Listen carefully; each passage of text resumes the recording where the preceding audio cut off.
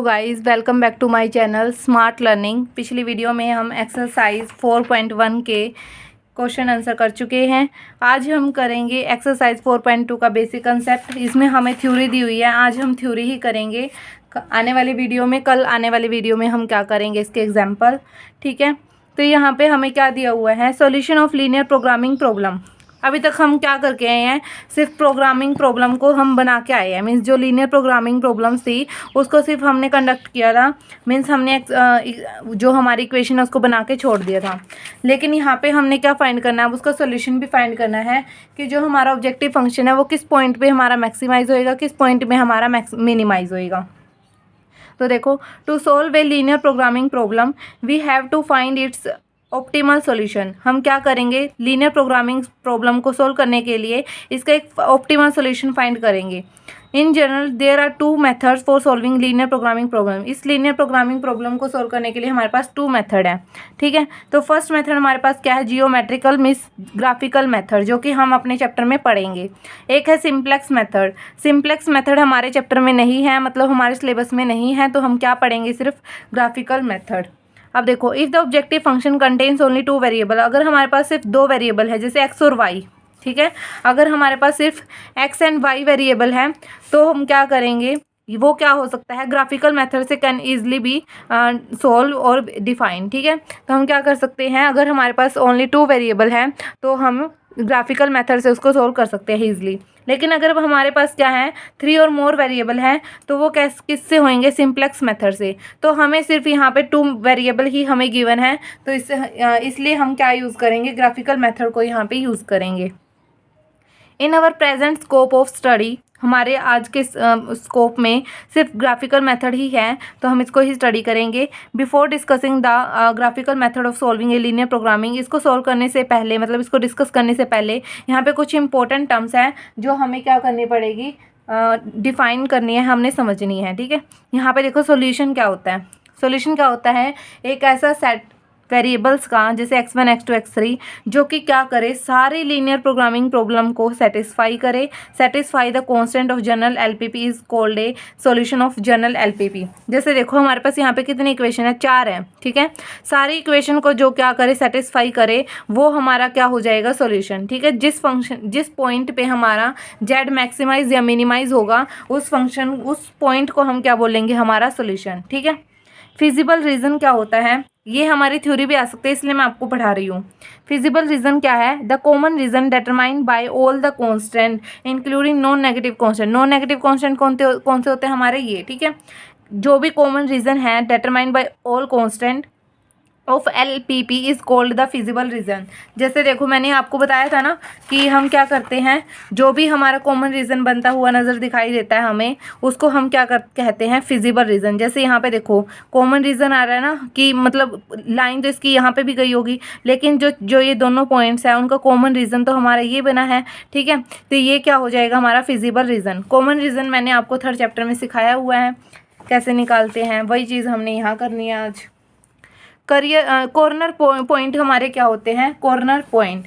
जैसे देखो, ये वाला पॉइंट था हमारे, ये वाला पॉइंट D, P, A और O, ये हमारे क्या हो जाएंगे, corner point of feasible region. देखो, in the feasible region the points of intersection means जो कट कर रहे हैं एक दूसरे को, of boundary lines are called the corner point. उनको हम क्या बोलेंगे, कॉर्नर पॉइंट। जो हमारे रीजन के क्या होंगे, कॉर्नर में होंगे, बिल्कुल, ठीक है, वो क्या आएंगे, कॉर्नर पॉइंट। फिजिबल सॉल्यूशन क्या होता है, फिजिबल सॉल्यूशन बिल्कुल फिजिबल जैसे ही है, ठीक है, रीजन की तरह, बस रीजन में हमारा क्या आ जाएगा, ये बीच वाला पॉइंट, और फिजिबल सॉल्यूशन में हमारे ये पॉइंट्स आ जाएंगे, ठीक है। तो यहाँ देखो, any set of values of variable x1 x2 xn which satisfy all the constant and non negative restriction of the problem, जो क्या करे, सारे कांस्टेंट्स को सेटिस्फाई करे, the problem is called the feasible solution of general LPP। In other words, every point in the feasible region, जो भी feasible region का हर एक पॉइंट है of A LPP is called the feasible solution. मतलब ये वाला point भी feasible solution है, ये भी और ये भी और ये भी, ठीक है।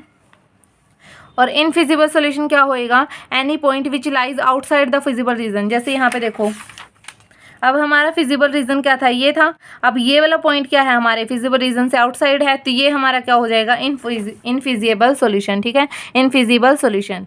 ऑप्टिमल फिजिबल सॉल्यूशन क्या हो जाएगा, ऑप्टिमल क्या होता है, यानी फिजिबल सॉल्यूशन कोई भी इनमें से पांचों में से एक जो क्या करे, हमारे जो फंक्शन है ऑब्जेक्टिव फंक्शन उसको मैक्सिमाइज या मिनिमाइज दिखा दे, उसको हम क्या बोलेंगे, ऑप्टिमल फिजिबल सॉल्यूशन। देखो अगर हमारे पास यह 5 पॉइंट है, ये तो है नहीं हम पांचों ऑप्शन को हम लेके चलेंगे, कोई एक ऑप्शन हम सिलेक्ट करते हैं ना, तो जो एक पॉइंट हमें अच्छी तरह से ऑप्टिमल हमें सेटिस्फाई करेगा वो हमारा क्या बन जाएगा, ऑप्टिमल फिजिबल सॉल्यूशन। ठीक है। अनबाउंडेड सॉल्यूशन क्या होता है, अनबाउंडेड जैसे देखो ये है अनबाउंडेड, नाम से ही पता चल रहा है, बाउंड मीन्स जो बंधा हुआ है, मतलब जिसको किसी ने घेर रखा है, और अनबाउंडेड जो खुला हुआ है। ठीक है, तो ये हमारा क्या हो जाएगा, अनबाउंडेड सॉल्यूशन।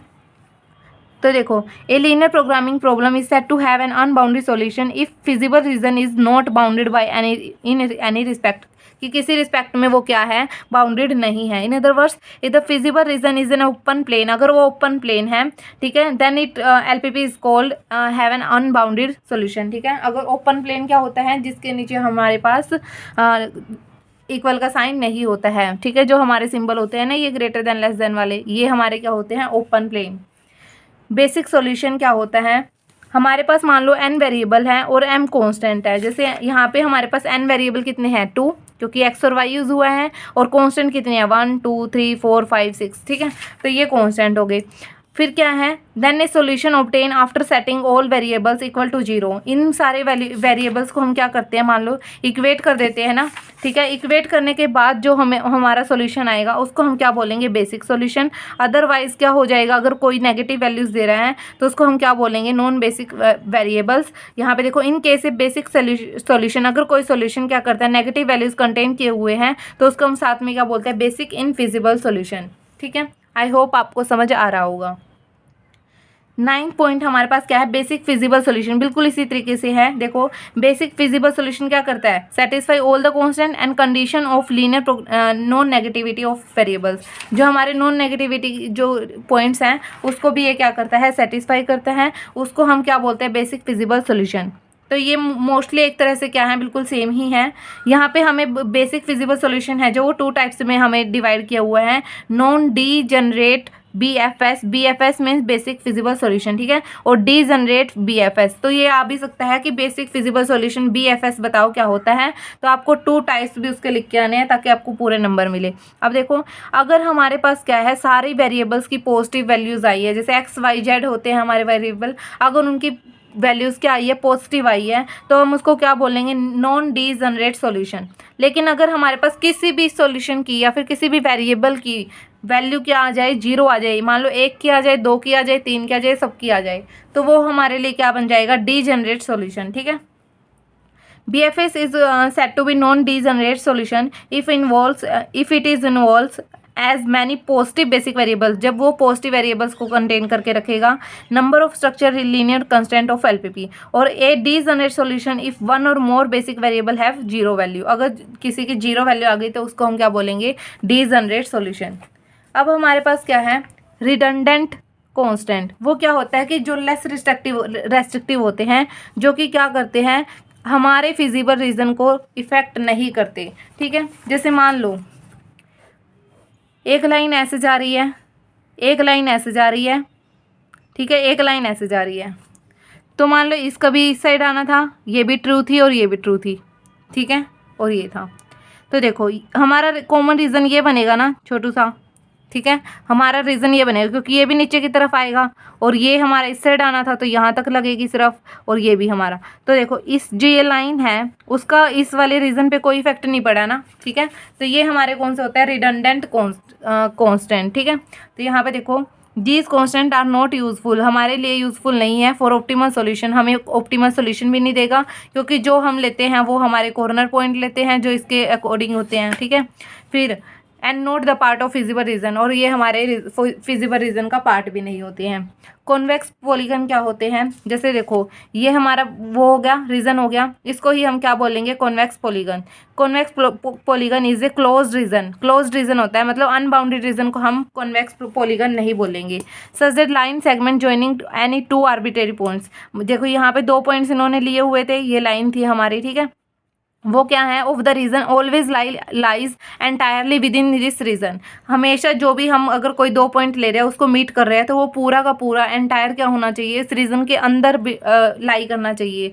तो हम उसको क्या बोलेंगे, कॉन्वेक्स पॉलीगन। अब यहाँ पे देखो 2 डायग्राम हमें गिवन है, 2 पॉइंट लिए, ये तो अंदर की तरफ ही है, लेकिन यहाँ 2 पॉइंट तो अंदर की तरफ है, लेकिन जो लाइन हमारी गई है वो बाहर की तरफ से गई है, तो हम इसको कॉन्वेक्स पॉलीगन नहीं बोलेंगे। ठीक है, देखो the feasible region of LPP is always a convex polygon.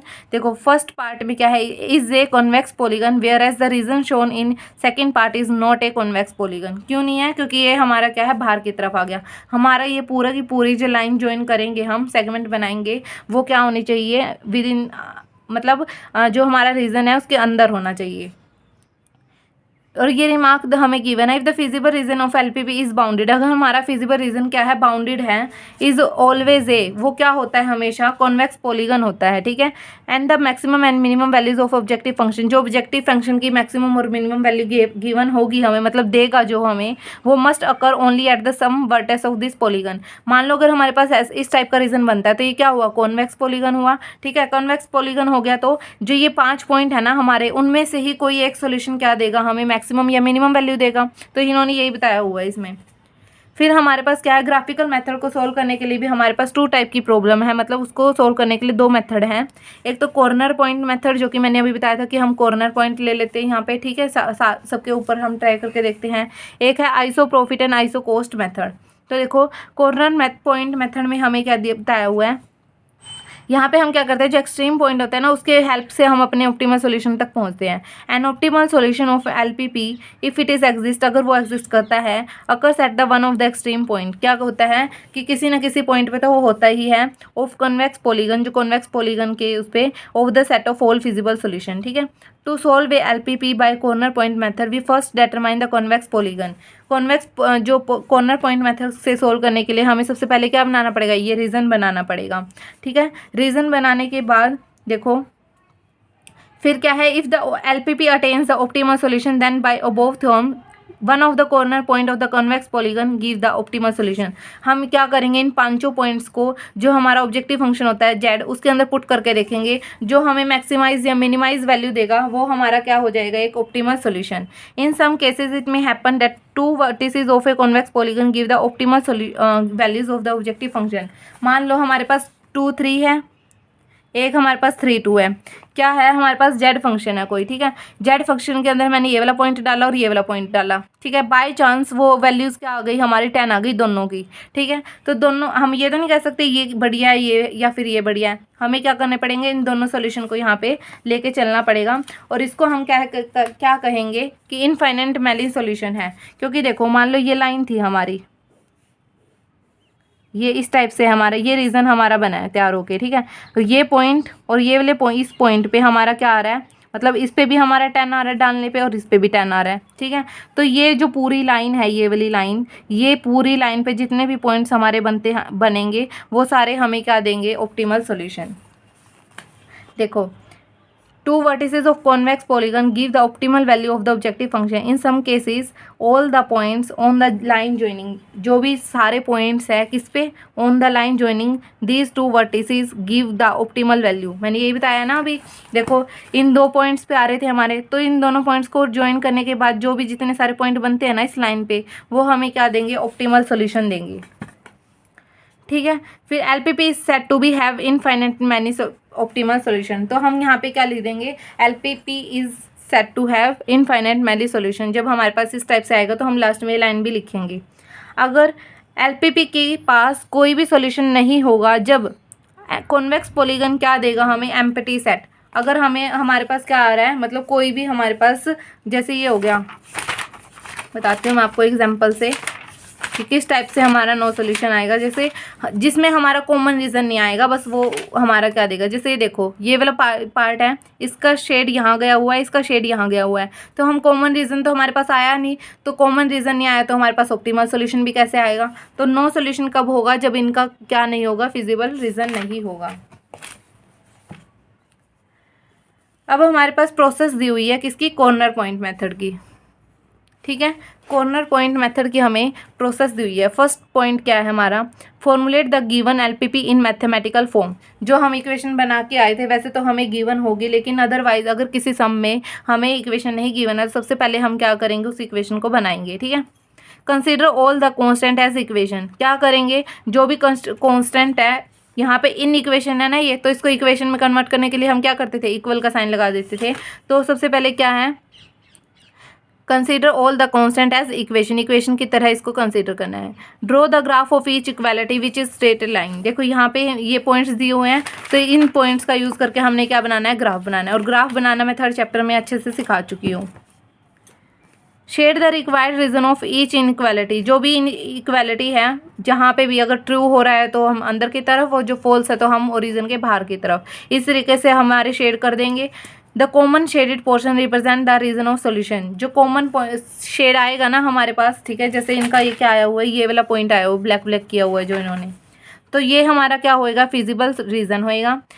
The region so obtained is known as the convex polygon. इसको हम क्या बोलेंगे, कन्वेक्स पॉलीगन बोलेंगे।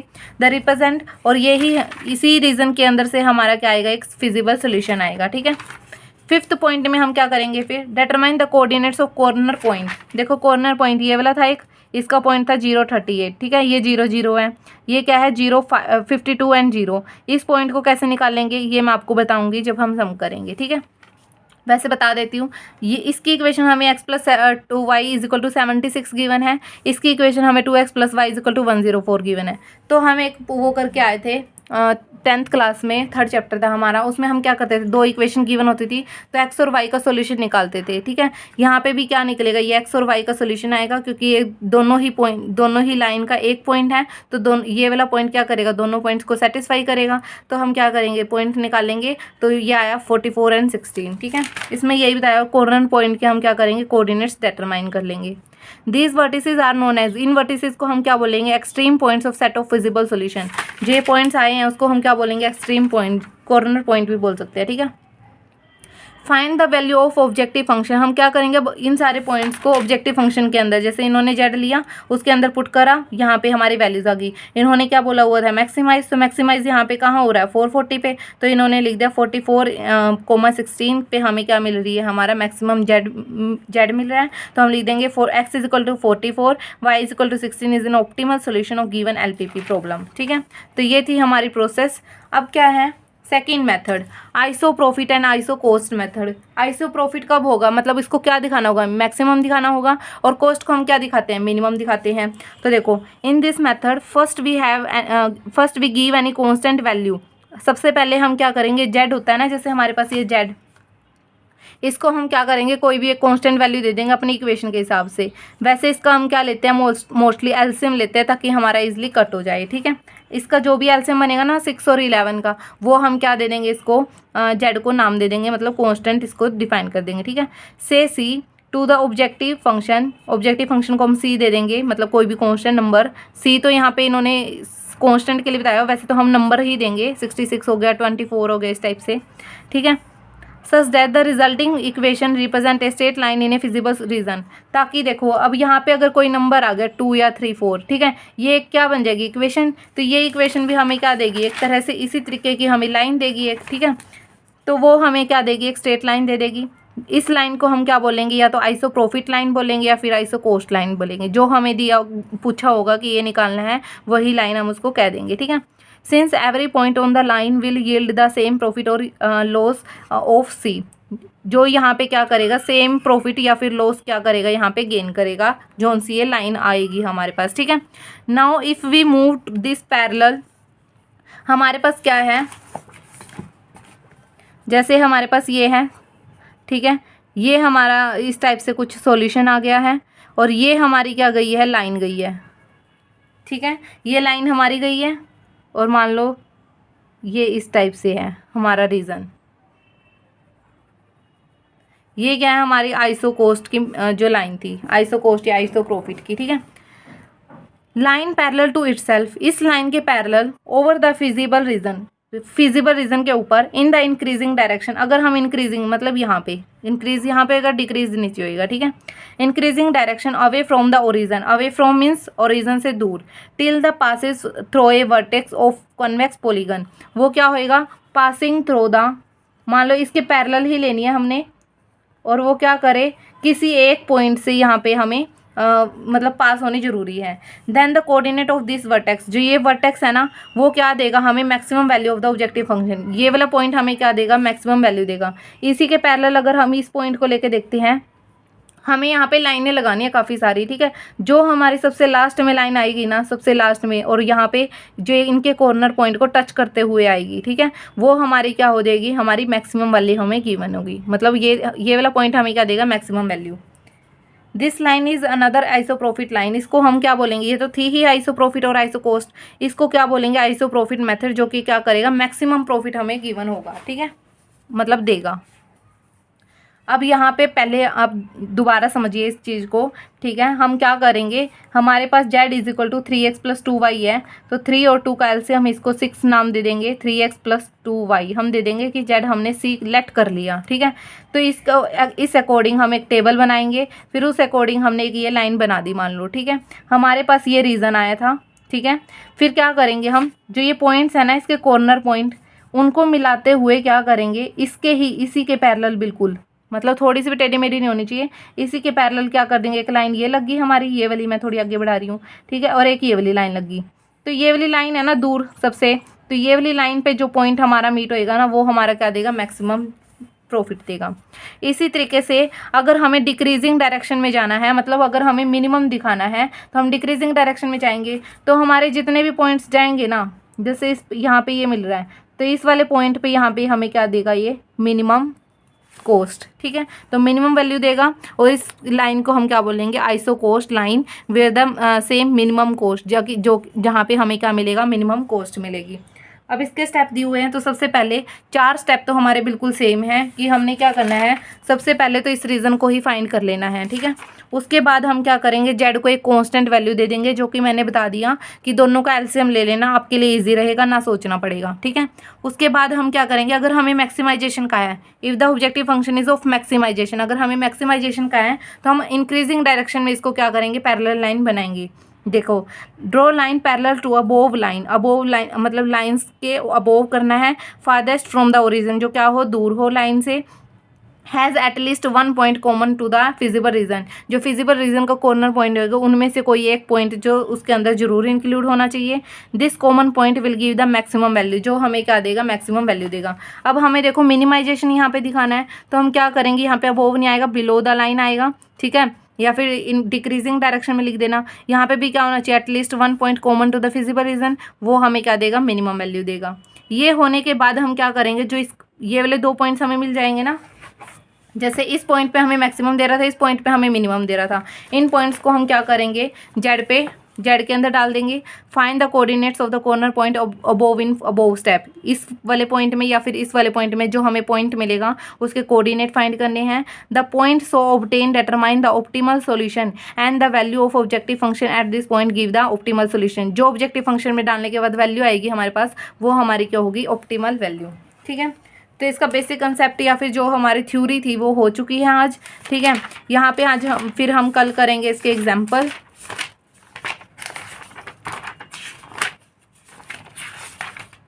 ये हमारी एक्सरसाइज है, फिर हम मतलब एक्सरसाइज के क्वेश्चन करेंगे एग्जाम्पल के बाद, ठीक है guys. Thank you for watching my video.